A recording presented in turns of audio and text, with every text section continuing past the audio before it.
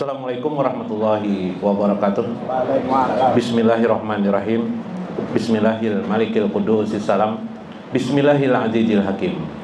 Wassalatu wassalam ala sayyidina wa nabiyina Muhammad wa ala alihi wa sahbihi ajma'in. Fa inna insyaallah nabhasu li kitab Syekh Ibnu Athaillah Al-Hikam wa nafa'ana bihi wa ulumihi bidarain. Amin ya rabbal alamin. Mudah-mudahan melalui saluran Syekh Ibnu Athaillah bertambah ma'rifah kita kepada Allah Subhanahu wa taala, makin dekat kita kepada baginda Nabi sallallahu alaihi wasallam dalam hidup kita zahir dan batin, sehingga kita berada di alam ruhani Nabi besar Muhammad sallallahu alaihi wasallam. Amin ya rabbal alamin.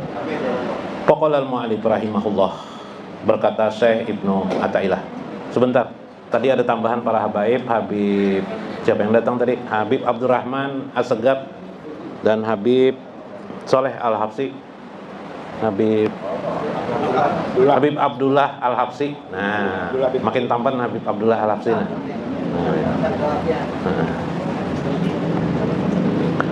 Pokoknya al-mu'alif rahimahullah berkata, guru Jainal Arifin lah, baru dari itulah. Masyaallah, lupa, kasihan sidina dilupakan. Orangnya ada dianggap tidak ada nih, ya apa ini lah, guru Arifin lah, panjang umur mudahan pian lah. Oke. Tadi dulu minggu kemarin kita berkisah-kisah roh, sekarang Habib Faisal meninggal dunia. Sejarah-jarah juga mengisahkan roh nih lah. Habib lah. Mudah-mudahan supaya kita mendoakan beliau terus, maksudnya. Qala al-mu'allif rahimahullah, berkata Syekh Ibnu Athaillah, maksiatun, perbuatan maksiat itu asya, itu adalah dosa. Perbuatan yang mengandung dosa apa saja, dosa zahir maupun dosa batin. Aurasat zullan, selalu melahirkan atau mewariskan pada diri kita zullan, merasa hina. Yalah, bila berbuat dosa kita pasti merasa hina. Itu kan orang beriman tuh. Berarti orang beriman. Ada orang ahli maksiat, tapi dia merasakan setelah dia berbuat maksiat, dia merasa hina di hadapan Allah. Makanya Palui malas ke pengajian. Kenapa jadi di Majlis Ta'lim Nurullah tuh doa arwah terus di situ aja dibacakan? Kenapa? Hilang kajian kita jar bisa kan ajar. Apa kajian ikam jar untalan, hilang untalan jar. Ruah jar untalan. Ya, betul. Orang yang maksiat, yaitu orang beriman yang berbuat maksiat, aurasat julan, melahirkan atau mewariskan pada dirinya perasaan zulan, merasa hina. Iyalah. Nah, merasa salah. Wabtikoran, ibtikor itu merasa rendah diri. Tetapi kata saya, khairun, itu justru lebih baik. Nah, jadi baik orang merasa hina dan merasa rendah diri di hadapan Allah, itu merasa banyak dosa itu di hadapan Allah, itu bagus. Khairun min ta'ati aurasat izzan wastikbaran, daripada orang yang sedang taat, dia taat beribadah, tapi di hatinya melahirkan ketaatan itu justru izan, merasa bangga diri, wastikbaran, dan sombong. Jadi kalau dibanding-bandingkan orang maksiat atau berbuat dosa, nah johor ketinggalan, astagfirullahaladzim, jauhnya aku dengan Allah, lalu mengkodok, orang itu berarti di hatinya merasa hina, merasa terkebelakang, dibelakangi oleh Allah, merasa dijauhi oleh Allah. Itu lebih bagus daripada orang taat, istiqomah dia, tapi di hatinya justru melahirkan pada hatinya apa? Perasaan bangga dan perasaan sombong. Hebat kalau aku nih taat dengan orang. Orang lain 20 rakaat aja salat tarawih. Aku 46 rakaat. Misalnya Bipe. Adapun orang-orang yang beriman itu bagus hatinya, aku sholat tarawih ini 20 rakaat nih sudah, ada asa tepaluh udah habis dah, asa habis-habisan aku belum puasa nih. Tegangnya, mainannya, nyamannya orang bisa mengerjakan tarawih 20 rakaat, hatinya tetap kencang, hati masuk syukurnya aku ini bang 20 rakaat kau aja mengerjakan cuma, merasa benar Bipeh, merasa lelah benar mengerjakannya. Lebih bagus itu ketimbang orang yang taat tapi di hatinya ada sombong dan angkuh. Subhanallah. Itu aja kesimpulannya. Nah, tapi perlu kita penjelasan daripada Syekh Syarqawi, Imam Syarqawi. Wala syakka anna zulla wal ibtikar, tidak ada keraguan lagi bahwa sifat-sifat atau perasaan az-zulla, hina, wal ibtikar, rendah diri di hadapan Allah, min ausafil ubudiyah, sebenarnya itu harusnya lahir dari orang-orang yang mengerjakan ibadah, orang taat. Jadi seharusnya orang taat itu seharusnya orang taat yang istiqomah itu seharusnya timbul di perasaannya bukan bangga, bukan merasa hebat, merasa sombong, jangan. Seharusnya di hatinya yang timbul adalah juga tetap perasaan hina di hadapan Allah. Bukankah engkau sudah bisa taat kepada, betul aku taat kepada Allah bisa, tapi ketaatanku ini tidak seberapa dengan pemberian dan anugerah atau yang seharusnya menurut Allah. Itu yang seharusnya diwariskan kepada diri setiap orang yang taat kepada Allah Subhanahu wa ta'ala. Seharusnya patahqiq bihima muqtadalil wusuli ila hadrati rabbi ajza wa jalla. Itulah yang seharusnya terwariskan bagi orang-orang yang sudah taat kepada Allah. Di hatinya tetap saja merasa jauh dengan Allah, merasa hina di hadapan Allah, merasa masih berdosa di hadapan Allah, sehingga di ucapannya selalu minta ampun kepada Allah. Subhanallah, belum sempurna terus perasaannya, bebas. Itulah lil wusuli ila hadratir rabbi, itulah yang akan menyampaikan orang itu kepada Allah Subhanahu wa ta'ala. Makanya jadi kita meskipun mungkin pada waktu di dunia tidak terlihat kewaliannya, tapi pada saat meninggal dunia Allah angkat derajat orang tersebut, diangkat jadi aulia Allah Subhanahu wa ta'ala. Ini penting. Karena di hatinya tadi wa min ausafatir rububiyah fatahaqququ bihima muqtadilil qadlani wa adamil qauli. Maka bagaimana bisa justru yang terjadi, justru orang-orang yang berdosa di hatinya ada merasa hina. Maka untung orang yang merasa hina. Yang kita bicarakan bukan dosa dan taatnya, yang kita bicarakan adalah soal kenapa jadi terbalik hati kita. Nah itu ya persoalannya. Seharusnya hina, merasa hina dan rendah diri di hadapan Allah itu adalah orang-orang yang taat, tapi justru diambil oleh orang-orang maksiat. Kenapa sebenarnya? Makanya jangan bangga ya dengan ketaatan. Kalau sudah makomnya di puncak ikhlas, lupa dia dengan kebaikannya, lupa dia dengan ketaatannya.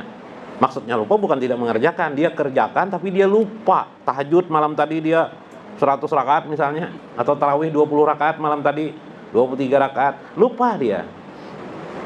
Dikerjakan tapi lupa dia kebaikan. Yang diingatnya justru adalah keburukan-keburukan dirinya, kekurangan dirinya, jauh dirinya dengan Allah Subhanahu wa ta'ala. Itu yang hebat yang seharusnya terjadi.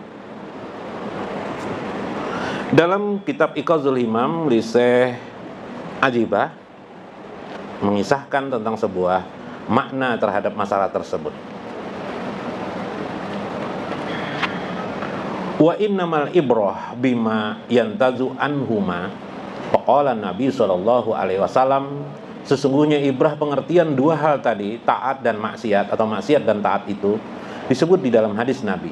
Innallaha, sesungguhnya Allah, la yanjuru ila suwarikum, tidak memperhatikan suwarikum, jasad kalian, pakaian kalian, wala ila a'malikum, bukan soal amal ketaatanmu sebenarnya diperhatikan Allah. Ya diperhatikan Allah juga, tapi yang utama adalah inti ketaatan itu yaitu hatimu.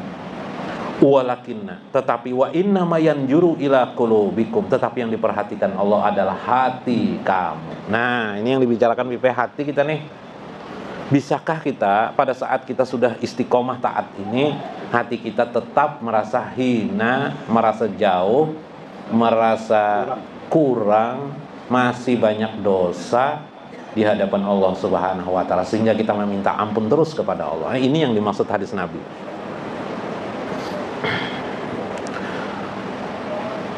Waqala Abul Abbas Al-Mursi, berkata perkataan waqala Al-Muhasibi, Syekh Muhasibi radhiyallahu anhu. Syekh Muhasibi ini pernah kita bacakan kitab beliau namanya Adabun Nupus namanya, tentang tasawuf. Beliau hidup di sekitar abad ketiga abad ketiga atau 300 tahun setelah Nabi wafat sallallahu alaihi wasallam. Beliau adalah tokoh tasawuf yang disebut dengan Al-Muhasibi.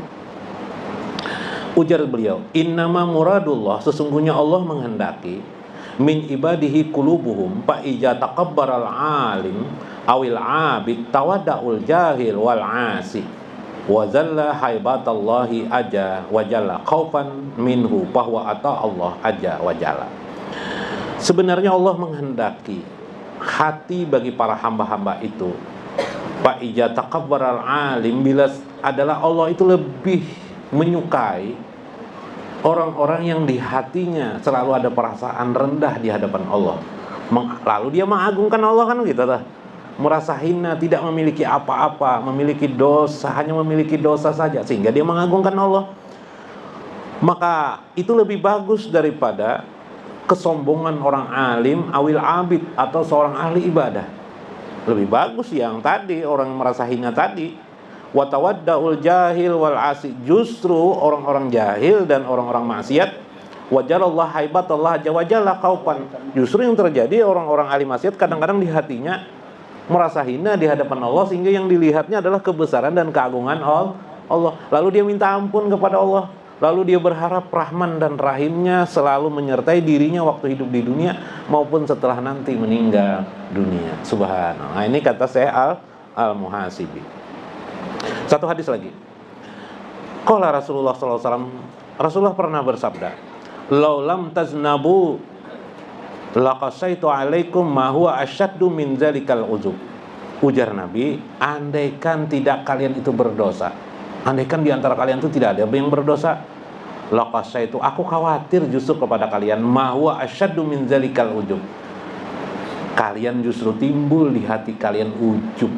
Jadi kenapa jadi ujub itu di hati timbul? Ujub itu merasa sombong, merasa bangga diri, merasa hebat, merasa lebih bagus daripada orang lain. Kenapa itu timbul di dalam hati manusia? Kenapa? Jawabnya tadi dalam hadis Nabi tadi itu. Karena dia merasa tidak berdosa. Karena dia merasa tidak berdosa, lalu timbul ujub, lalu merasa hebat. Kira-kira yang alim di Banjarnya aku aja nih. Nah, ya kelak. Baru lulus pesantren, lebih merasa alim dah. Nang 10 kali lulus di pesantren tidak merasa alim. Nah, itu kesalahan, sebuah persoalan. Dalam hadis yang lain Nabi mengatakan, itu tadi dalam kitab Sahihain, dalam kitab hadis lain yang lain mengatakan, waqala, Nabi berkata, laula anazanba khairun minal ujubi ma qala Allah baina mu'min wa janbun abada. Andaikan bukan karena dosa seorang mukmin itu lebih baik daripada ujubnya, kecuali di antara orang mukmin itu ada dosa yang selama-lamanya. Artinya orang mukmin itu, andaikan tidak ada ajab, andaikan tidak ada ujub, andaikan tidak ada janbun, dosa, pasti jar Nabi orang mukmin itu ujub terus hatinya. Jadi bahasa lain, manfaatkan kesalahan kita itu langsung kita balik menjadi kekuatan kita, yalah, supaya kita pandai meminta ampun kepada Allah Subhanahu, supaya kita pandai di hati kita merasa rendah diri lalu mengagungkan Allah Subhanahu. Astagfirullahaladzim. Makanya Nabi tidak kurang daripada 100 kali mengucap istighfar dalam sehari. Wallahul muwaffiq ila aqwamit thoriq. Mudah-mudahan dapat dimaknai. Wallahul muwaffiq ila aqwamit thoriq. Wassalamualaikum warahmatullahi wabarakatuh.